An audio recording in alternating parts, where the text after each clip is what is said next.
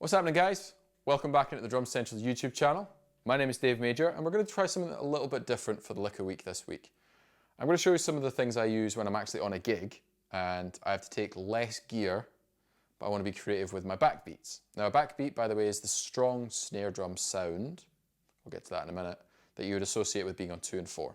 So if we're playing any style of music, you can actually play a whole song with just 2 and 4, and hopefully the audience will clap on 2 and 4. Sometimes they don't, but if I just do this,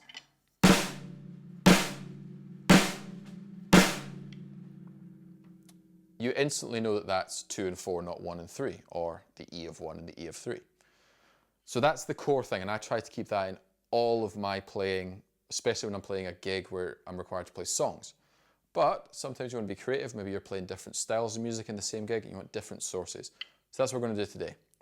Firstly, let's do something really light. If I'm playing a softer song or the intro to a song, I'll actually maybe do a slight lift on beat 2 and 4, just to give that pulse so that the band doesn't get lost and the audience has something to clap along to. But on 2 and 4, I'm going to lift the hi-hat very slightly, so it might sound like this.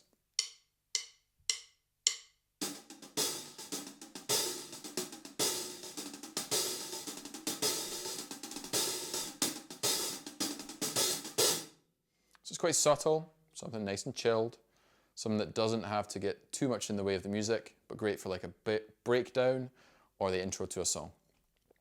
Now, I actually do like to play with, usually my usual setup would be ride cymbal, crash, hats, 2 toms, and 2 snares, because I like to have the different sounds. And I've been playing around with having a lower snare drum versus having the standard higher pitch second snare.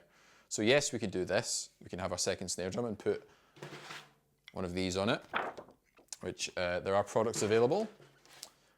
I've just made that out of an old head and cut a CD hole in the middle. But if I put that on my snare drum, it instantly lowers the pitch, makes it go doof, which is really nice. Sounds like this.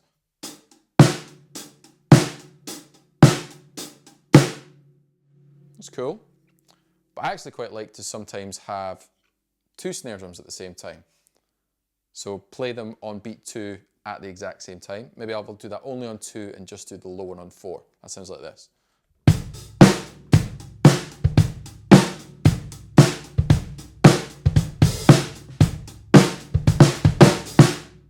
It just thickens it up.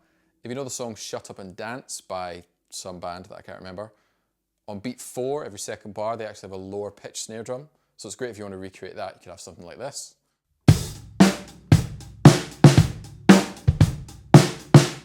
Just getting a little bit of melody, a little bit of difference. It's kind of cool. I also like to put one of the second snares after the backbeat. So something like this. So we'll have it straight after, almost like a little delay.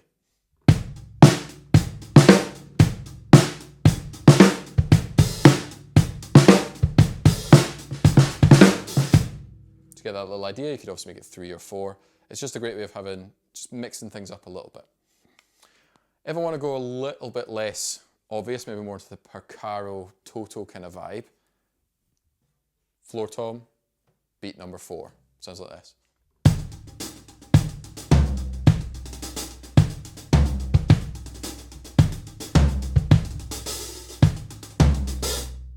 Which I think sounds really cool. Again, it's a great way of augmenting. I also sometimes do floor tom and snare drum at the same time.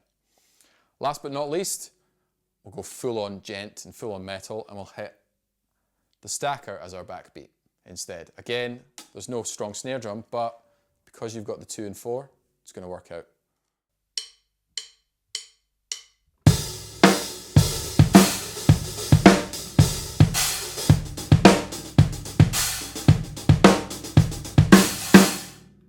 So those are some alternate backbeat sources.